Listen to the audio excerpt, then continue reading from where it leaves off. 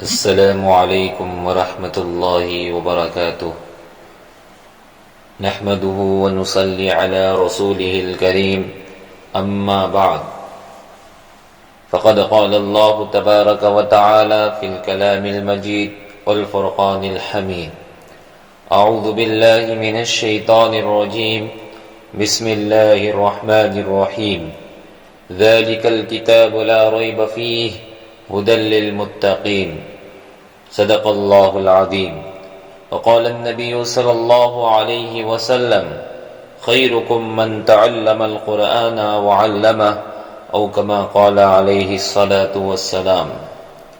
بزرگان محترم، معزز سامعین کرام، ایک مرتبہ پوری محبت سے، اخلاص کے ساتھ، للہیت کے ساتھ درود شریف پڑھ لیں۔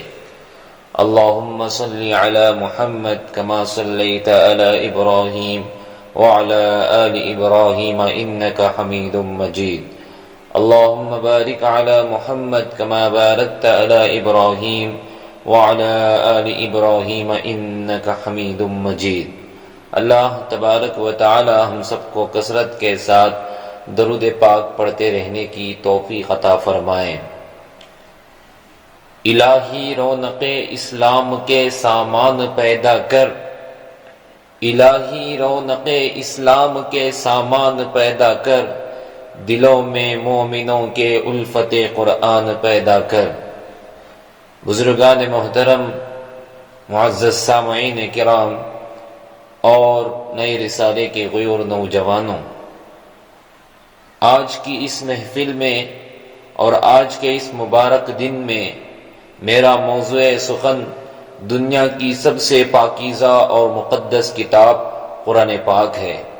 ہمیں چڑھتے سورج کی طرح یقین ہے کہ اس کا ایک ایک حرف سچا اور صادق ہے۔ وہ قرآن پاک جس کی زبان مقدس، بیان مقدس اور جو فصاحت و بلاغت کا ٹھاٹے مارتا سمندر ہے، جس کے متعلق ارشاد ربانی ہے۔ قرآن وہ کتاب ہے جس کے صادق اور برحق ہونے میں کوئی شک و شبہ نہیں، اور جس کے بارے میں محسن انسانیت حضور پاک صلی اللہ علیہ وسلم نے یہ ارشاد فرمایا کہ تم میں سب سے بہتر وہ شخص ہے جو قرآن کو سیکھے اور سکھائے۔ دعا کیجئے کہ خداوند قدوس ہم سب کو قرآن پاک کی دولت سے مالا مال فرمائے، آمین۔ نوجوان دوستوں، قرآن پاک رب ذوالجلال کی طرف سے عطا کردہ وہ حسین تحفہ ہے جس نے 23 برس کی قلیل مدت میں پورے عالم میں وہ انقلاب برپا کر دیا کہ بڑے سے بڑے فصحاء، بلغاء، ادبا اور شعراء حیران و ششدر رہ گئے، جس کی آیتوں کو سن کر 78 دل موم ہو گئے۔ دوستوں اور بھائیوں، یہی وہ قرآن ہے جو رہتی دنیا تک کے انسانوں کے لیے سراپا ہدایت و رحمت ہے۔ یہی وہ قرآن ہے جس نے رسول اللہ صلی اللہ علیہ وسلم کی رسالت کو اعزاز بخشا۔ یہی وہ قرآن ہے جس کی برکت سے جنات و شیاطین کا آسمانوں پر جانا بند ہوا۔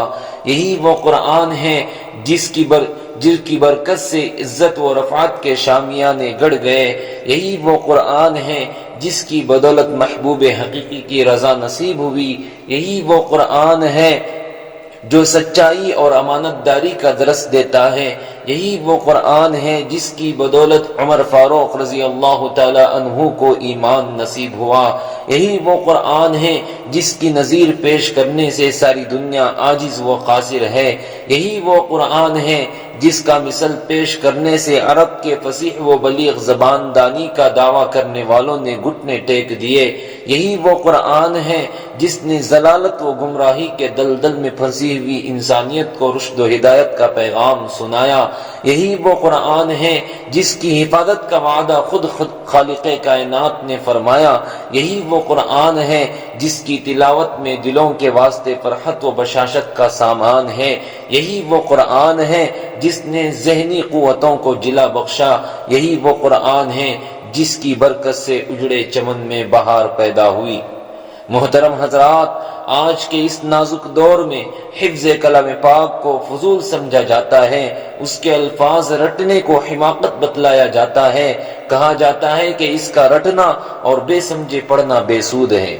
افسوس صد افسوس اس قرآن پاک کے بارے میں ہمارا یہ خیال کہ جس کے بارے میں شہنشاہ بطحا جناب محمد الرسول اللہ صلی اللہ علیہ وسلم نے ارشاد فرمایا کہ اقرأ وارتقی ورتل کما کنت ترتل فی الدنیا فإن منزلک عند آخر آیت تقرأها۔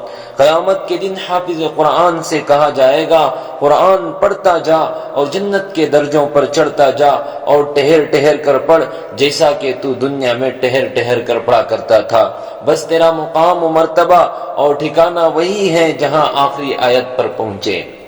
یاد رکھو یہ قرآن دنیا کی سب سے بڑی نعمت ہے، یہ زمین و آسمان چاند و سورج ستارے کوئی اس نعمت کا مقابلہ نہیں کر سکتے۔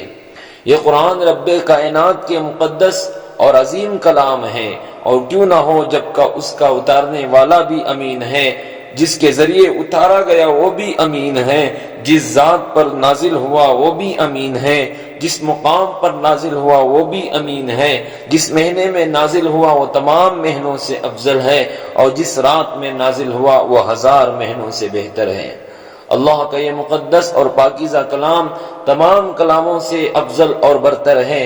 حدیث پاک میں آتا ہے فضل کلام اللہ علی سائر الکلام کفضل اللہ علی خلقہ، اللہ کے کلاموں کو سب کلاموں پر ایسی ہی فضیلت ہے جیسے کہ خود حق تعالی شانہ کو تمام مخلوق پر۔ اللہ کا دلارا اور خدا کا پیارا نبی ارشاد فرماتا ہے کہ جس نے قرآن پڑھا اور اس پر عمل کیا اس کے والدین کو کل قیامت کے دن سورج سے بھی زیادہ روشن تاج پہنایا جائے گا۔ غور کرنے کا مقام ہے کہ جب والدین کو اس گراں قدر انعام سے نوازا جائے گا تو خود پڑھنے والے کے مقام اور مرتبے کا کیا عالم ہوگا۔ حضرات قیامت کا میدان ہوگا اور ایسے 10 آدمی جن کے لیے جہنم واجب ہو چکی ہوگی، حافظ قرآن اپنے رب کی بارگاہ میں سفارش کرے گا، پروردگار عالم اس کی سفارش کو قبول کرے گا اور ان کو اس حافظ قرآن کی برکت سے جہنم سے نجات عطا ہوگی۔ مسلمانوں قرآن کریم وہ عظیم برکت اور سعادت ہے جو روح خداوندی ہے، معدن حیات ہے اور سر چشمہ زندگی ہے۔ وہ عرب قوم جو پشتہاں پشت سے مردہ چلی آ رہی تھی، دنیا جس کو ذلیل اور حقیر جانتی تھی، کوئی ان کو اون کی مینگنیوں میں کھیلنے والا سمجھتا، کوئی ان کو جہلائے عرب کا خطاب دیتا، کوئی ان کو جاہلین مکہ کہتا، لیکن جب قرآن آیا تو جن کا نام جہلائے عرب تھا صحابہ کرام ہو گیا، جن کو نفرت سے یاد کیا جاتا تھا ان کو رضی اللہ عنہم ورضوا عنہ کا اعزاز ملا۔ جس زمانے کا نام جاہلیت تھا اس کا نام خیر القرون ہو گیا۔ وہ مردہ قوم جو کروٹ نہیں لے سکتی تھی طاقت و قوت سے ایسی لیس ہو گئی کہ جس نے قیصر و کسریٰ کا غرور خاک میں ملا دیا، بڑی بڑی سلطنتوں اور حکومتوں کا تختہ الٹ دیا۔ محترم دوستوں، قرآن آیا تو زمان و مکان میں زندگی آئی، قرآن آیا تو عدل و مساوات کا پیغام آیا، قرآن آیا تو مذہب اسلام پھیلا، قرآن آیا تو مردہ قوم زندہ ہوئی، قرآن آیا تو قیصر و کسریٰ کا غرور خاک میں ملا، قرآن آیا تو باطل کے لہراتے جھنڈے ٹوٹ پڑے، قرآن آیا تو کفر و شرک دم توڑ گیا، قرآن آیا تو ساری کائنات کو نور ملا، قرآن آیا تو انسانوں کے پجاری خدا کے پرستار بنے، قرآن آیا تو توحید ملی، ایمان ملا، قرآن آیا تو گلستان کو بہار حسن عطا ہوا۔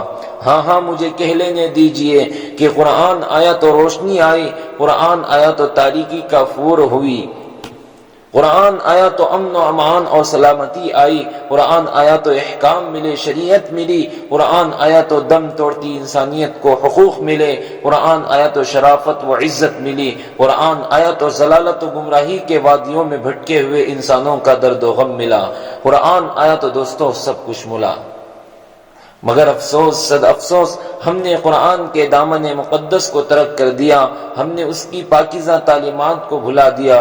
نتیجہ یہ ہوا کہ وہ مسلم قوم جس کے سر پر عزت و رفعت کا تاج تھا ذلت و رسوائی کے غار میں جا گری، وہ قوم کامیابی جس کے آگے بڑھ کر استقبال کرتی تھی ناکامی اس کا مقدر بن گئی۔ وہ مسلم قوم جس کی ایک آواز پر افریقہ کے جنگل میں رہنے والے خونخوار درندوں نے میدان خالی کر دیا تھا، آج ایک چونٹی بھی اس کا حکم ماننے کو تیار نہیں۔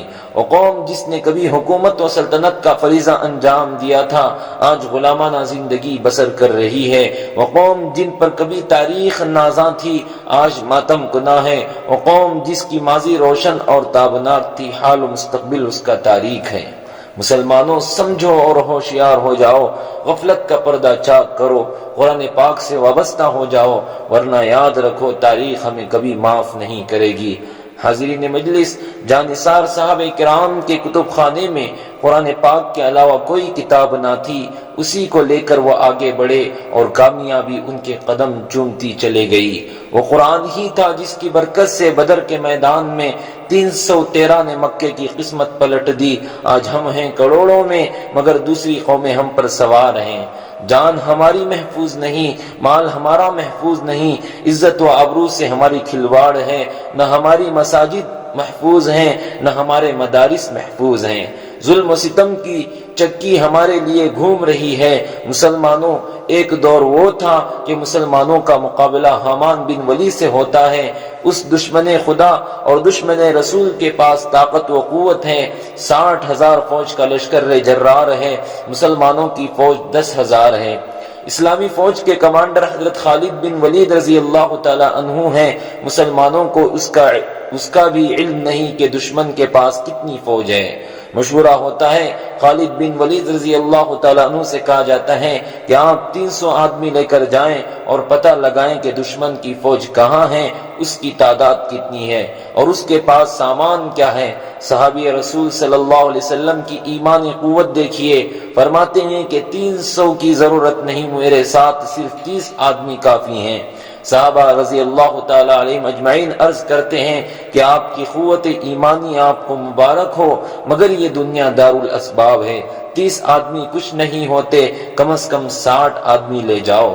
چنانچہ 30 آدمیوں کا اور اضافہ کر دیا گیا ہے کہ وہاں دشمن کا لشکر ہے، اس کی تعداد 60,000 ہے۔ خالد بن ولید رضی اللہ تعالیٰ عنہ کی ایمانی حرارت جوش میں آئی، فرمایا کہ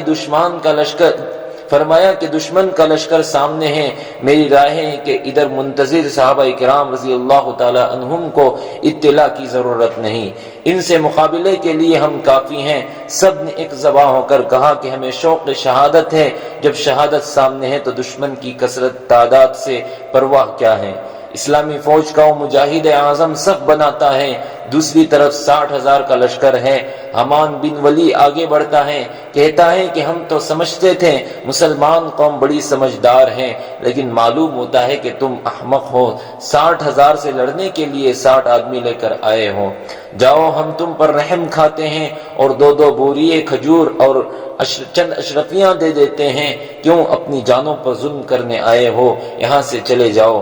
دوستوں اور بھائیوں، جگر پر ہاتھ رکھیے اور سنیے، حضرت خالد بن ولید رضی اللہ تعالی عنہ فرماتے ہیں، تو واعظ بن کر آیا ہے یا کمانڈر بن کر آیا ہے؟ تجھے شرم نہیں آتی؟ اپنی بزدلی کو واعظ کے پردے میں چھپاتا ہے۔ تم میں لڑنے کی طاقت و قوت نہیں ہے۔ حمان بن ولی اسلامی مجاہد کی اس للکار کو سن کر جوش میں آتا ہے، فوج کو حکم دیتا ہے کہ پکڑ لو ان 60 آدمیوں کو۔ چنانچہ 60,000 کا لشکر حملہ ہوتا ہے اور صحابہ کرام رضی اللہ تعالی علیہم اجمعین ان میں گھس جاتے ہیں۔ راوی کہتا ہے کہ رسول خدا صلی اللہ علیہ وسلم کے وہ جان باز سپاہی گھستے ہوئے تو نظر آئے، پھر نہیں پتا کہ وہ کہاں ہیں، سوائے تلواروں کی چمک اور کھچاکچ کے کچھ نظر نہ آتا تھا۔ صرف 3 گھنٹے میں جنگ کا فیصلہ ہو جاتا ہے۔ تاریخ شاہد ہے، زمین و آسمان گواہ ہیں کہ 60,000 نے 60,000 کا لشکر 60,000 کا منہ پھیر دیا۔ حضرات، میں پوچھنا چاہتا ہوں کہ وہ کون سی چیز تھی جس نے صحابہ کرام میں یہ طاقت و قوت پیدا کی؟ دوستو، یہی قرآن پاک تھا جس نے ایک کو 1,000 پر بھاری کر دیا۔ کسی نے سچ کہا، وعدہ غلبہ ہے مومن کے لیے قرآن میں، پھر جو تو غالب نہیں، کچھ ہے کسر ایمان میں۔ محترم حضرات، اگر ہم ماضی کی طرح حال و مستقبل کو روشن اور تابناک بنانا چاہتے ہیں تو قرآن پاک سے وابستہ ہونا ہوگا، اسے سینے سے لگانا ہوگا۔ اگر ہم چاہتے ہیں کہ دنیا کے ساتھ ہماری آخرت بھی سنور جائے تو اس کی تعلیمات پر عمل کرنا ہوگا، اور اس پر ہم اپنی پوری زندگی کے لیے پوری زندگی کو لگانا ہوگا، اور اسے سمجھنا ہوگا اور اس پر عمل کرنا ہوگا۔ خدا نخواستہ آج ہم نے اپنے بچوں کو 2 پیسے کے لالچ میں دین سے دور رکھا اور ہماری نظر اخروی نعمتوں کے بجائے دنیاوی ڈگریوں پر رہی، تو یاد رکھیے خدا کے یہاں جواب دینا ہوگا۔ اسی پر میں اپنی تقریر کو ختم کرتا ہوں، اور دعا کیجئے کہ اللہ تعالیٰ تمام مسلمانوں کو قرآن کو سیکھنے کی اور سکھانے کی اور اس پر عمل کرنے کی اور اس کی حفاظت کرنے کی توفیق عطا فرمائے، آمین۔ ہے قول محمد قول خدا، فرمان نہ بدلا جائے گا، ہے قول محمد قول خدا، فرمان نہ بدلا جائے گا، بدلے گا زمانہ لاکھ مگر قرآن نہ بدلا جائے گا۔ اللہ ہم سب کو اس پر عمل کرنے کی توفیق عطا فرمائے۔